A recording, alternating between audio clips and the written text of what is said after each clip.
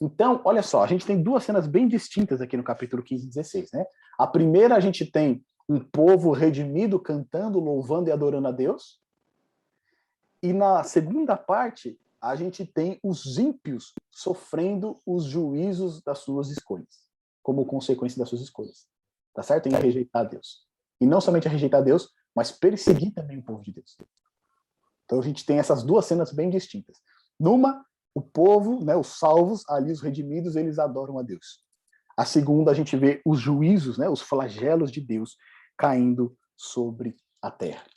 Tá certo? Então acho que aqui é até a parte que a gente, né, muitas vezes ouve muito sendo falado a respeito do Armagedon, né, a destruição da terra, como que tudo vai se dar.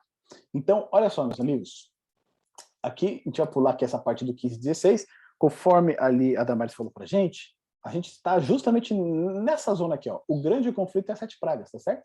A gente está vivendo esse período. A gente está saindo da parte histórica e entrando na porção que escatológica, aquilo que tem a ver com relação aos últimos acontecimentos. Né? A gente está vivendo justamente no âmago, na parte central do livro do Apocalipse, que vai do capítulo 11 até o capítulo 16. É justamente esse momento em que nós estamos vivendo, né? Aguardando aí os próximos acontecimentos. E lembrando a vocês que agora, a partir das 7 pragas, o que acontece? Tudo acontece em sequência. Tá certo? A gente não tem mais aquela repetição, aquele paralelismo que a gente tinha quando a gente viu as 7 igrejas, os 7 selos, as 7 trombetas e a parte do grande conflito. Tá certo? Agora é sequencial. Agora a gente só vai para frente, a gente não volta mais. E aqui quando a gente fala das 7 pragas, né? Junto com ela, a gente vai ver no capítulo 17 e 18 também a queda de Babilônia. Porque aqui as 7 pragas, ela vem as pragas em sequência, tá certo? Até acabar com tudo. E aí no capítulo 17 e 18 vai mostrar como que se deu a queda de Babilônia que a gente viu na mensagem do segundo anjo, tá certo? Caiu a grande Babilônia. Aqui nas 7 pragas ele vai trazer o juízo dos ímpios até o final, pronto, acabou.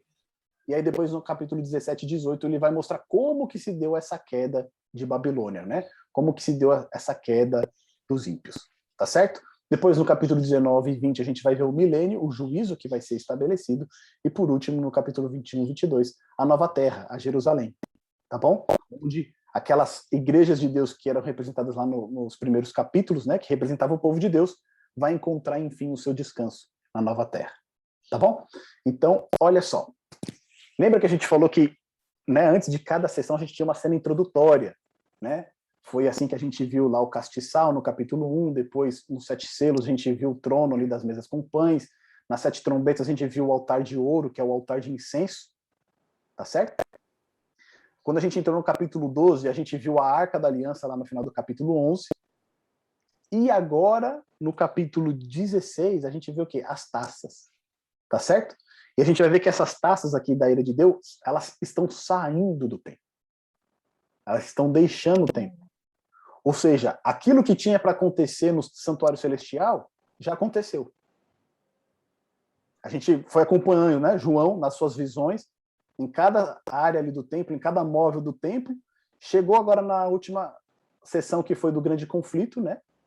Cada um tomou sua decisão, ou recebe o selo de Deus ou a marca da besta. Agora acabou. Não tem mais móvel no santuário, não tem mais lugar no santuário para se dirigir. Agora o que a gente vê são as taças, as pragas, saindo do santuário de Deus. Tá certo? E elas vão ser derramadas sobre a terra. Ou seja, o trabalho que tinha para acontecer no santuário já foi feito. Né? A mediação de Cristo no santuário como nosso intercessor e sumo sacerdote acabou. Basicamente é isso que está querendo dizer. Né? Esse trabalho, né, para perdoar os pecados, para conceder a salvação, ele terminou. Agora o juízo vai ser derramado, né, sobre aqueles que não aceitaram a salvação. Tá certo? Então, aqui, logo no capítulo 15, a gente tem essa visão, né? João, ele tem um sinal de grande e admirável, e 7 anjos tendo os 7 últimos flagelos, pois com ele se consumou a cólera de Deus. E vi como um mar de vidro, mesclado de fogo, e os vencedores da besta, da sua imagem e do número do seu nome, que se achavam em pé no mar de vidro, tendo harpas de Deus. De novo aqui, João, ele tem uma visão de segurança, né? Aqueles que enfrentaram a besta, que enfrentaram a sua imagem, né? Que escaparam ali, vamos dizer assim, né? Não que escaparam, né? Mas que não aceitaram, o que aconteceu? Eles saíram vitoriosos. tá certo? O destino deles é o quê? É estar diante de Deus no mar de vidro, adorando e louvando a Deus. E ali a gente vai ver que eles entoavam o cântico de Moisés, o servo de Deus, e também que é o cântico do Cordeiro, dizendo: grandes e admiráveis são as tuas obras, Senhor Deus Todo-Poderoso, justos e verdadeiros são os teus caminhos, ó Rei das Nações. Tá certo? Então esse é o cântico que eles estão entoando diante de Deus. E esse cântico de Moisés, quando a gente dá uma olhada lá em Êxodo, capítulo 15, do verso 1 a 19, esse cântico ele é entoado justamente quando Deus livra o povo do cativeiro egípcio. Tá certo? A gente tem até os filmes, né, que saíram recentemente aí. O faraó começa a perseguir o povo de Deus, né? Deus ali abre o mar vermelho, o povo passa, e quando o último israelita ali passa, o que acontece? O mar fecha novamente, e ali, né, todos os egípcios que estavam perseguindo o povo de Deus, eles são engolidos ali pelas águas e são arrastados para o fundo do mar. E logo após essa cena de livramento, né, o povo entoa um cântico de libertação. Né? Eles entoam um cântico de salvação, né? Porque Deus salvou o seu povo, porque Deus libertou o seu povo. Tá certo? Aí ele vai falar que Deus, ele é um Deus forte, é um homem de guerra. Tá certo? Então depois vocês podem conferir lá em Êxodo capítulo 15, esse cântico de Moisés, que fala justamente sobre salvação. E o que a gente vê essa imagem aqui dos salvos, né, nesse mar de vidro, é justamente, eles estão entoando um cântico de salvação. Porque mesmo com a trindade satânica atrás deles, mesmo com a imposição da marca da besta, eles foram libertos, eles foram salvos. Né? Mesmo com toda essa perseguição, decreto de morte e ameaças, né? Ameaça de consciência, coerção, apesar de tudo isso, eles foram salvos no final. Tá certo? Eles foram libertos. E é por isso que esses salvos aqui, eles cantam esse cântico de Moisés, o servo de Deus, e o cântico do Cordeiro, tá certo? E esse cântico vai enfatizar o quê? Que Deus, ele é todo poderoso, que ele é justo, que os seus caminhos, eles são verdadeiros. E isso é muito importante, porque quando a gente vê a cena agora das pragas, né, dos flagelos, só um Deus todo poderoso pode fazer isso. Mas ao mesmo tempo que esse Deus, ele é todo poderoso, ele também é o quê? Ele é justo. E isso é fundamental. Porque quando a gente vê Deus se irar, né, a Bíblia vai chamar isso de ato estranho de Deus, né?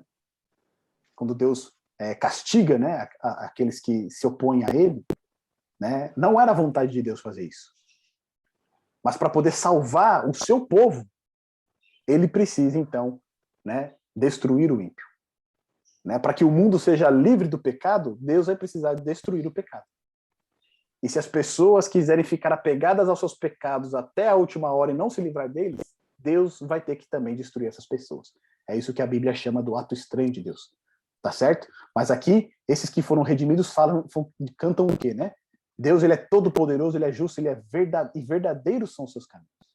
E aí depois ele faz uma menção, a mensagem lá do primeiro anjo, ó. Quem não temerá e não glorificará o teu nome. Lembra isso? Que a primeira mensagem é o que? Teme a Deus e dá-lhe glória, porque é chegada a hora do seu juízo.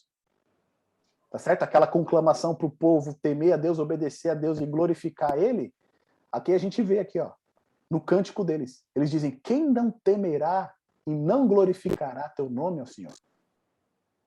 Tá certo? Quem é que pode recusar essa mensagem de salvação? Quem é que pode recusar o temor do Senhor e não glorificar o seu nome?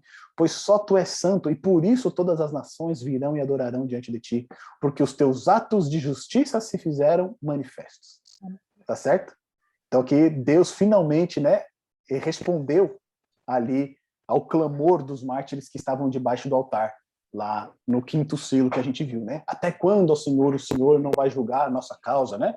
Até quando os ímpios vão continuar prosperando, né, vão continuar perseguindo o seu povo? Aqui a gente tem a resposta de Deus. São os atos de justiça de Deus. Depois, no verso 5, vai dizer o seguinte: depois dessas coisas, abriu-se no céu o santuário. E aqui o santuário, quando João está se referindo, ele está se referindo ao lugar santíssimo. Tá certo? O santuário aqui, ele quer dizer o lugar santíssimo. Foi aberto o lugar santíssimo, onde fica a Arca da Aliança. E ali, o quê? Abriu-se no céu o santuário do tabernáculo do testemunho. E aqui é um ponto interessante, porque o tabernáculo do testemunho é o mesmo que é o repositório do testemunho. Tá certo? O que é o repositório do testemunho? É a Arca da Aliança. Né? E o que tem dentro da Arca da Aliança? Os mandamentos de Deus. O testemunho aqui, ele é prefigurado como os mandamentos de Deus. Tá certo? Lá em Êxodo capítulo 25, 16, quando vai falar de Moisés, né? O que foi colocado dentro da Arca da Aliança, vai falar que o testemunho foi colocado lá. Esse testemunho era as duas placas com os mandamentos de Deus. Então, lá no Antigo Testamento, por diversas vezes, você vai ver o testemunho. Esse testemunho representa o quê? Os mandamentos de Deus. Tá certo? Então, aqui, abriu-se no céu o lugar santíssimo, e João teve a visão da Arca da Aliança, o local onde está os mandamentos de Deus. Porque a base do juízo de Deus são os seus mandamentos, tá certo? E aí, os 7 anjos que tinham os 7 flagelos saíram do santuário, vestidos de linho puro, resplandecente, e cingidos ao peito com cintas de ouro. Essa aqui é aquela figura que a gente tem de Jesus lá no capítulo 1, verso 13. Tá certo? Jesus ali está vestido de linho puro e também tem uma cinta, né? São as vestes sacerdotais. O que representa aqui é que esses 7 anjos, eles são enviados por Cristo. Tá certo? Eles são enviados, eles estão representando Jesus nesses juízos. Então, um dos 4 seres viventes deu aos 7 anjos 7 taças de ouro, cheias de cólera de Deus, que vive pelos séculos dos séculos.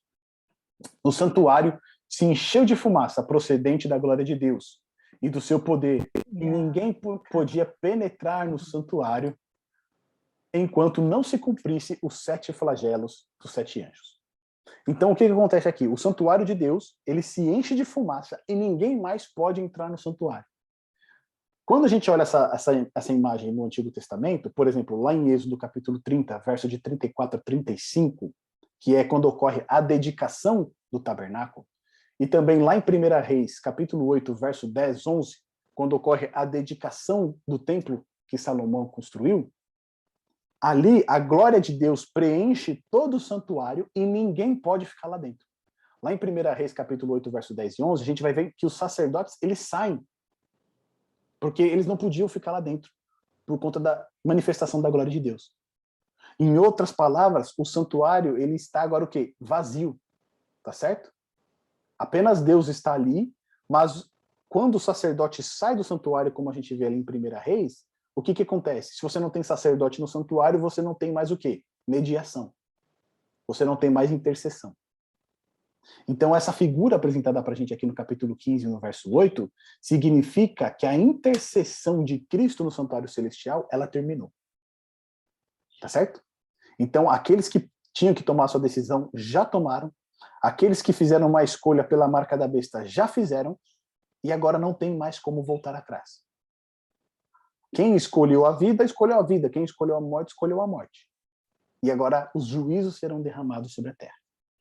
Tá bom? Então, essa figura aqui do santuário cheio de fumaça representa justamente que não tem mais intercessão no céu, tá certo? Jesus Cristo não está mais fazendo mediação. Meu amigo, minha amiga, se você gostou desse vídeo, se você foi abençoado por este conteúdo, eu gostaria de convidá-lo a deixar o seu like, fazer o seu comentário e compartilhar esse vídeo também por quem tem interesse por este mesmo assunto. Também não posso deixar de pedir para você se inscrever no nosso canal, para assim você ajudar a divulgar ainda mais o nosso canal para aquelas pessoas que precisam receber estes estudos e também essas mensagens. Que Deus te abençoe.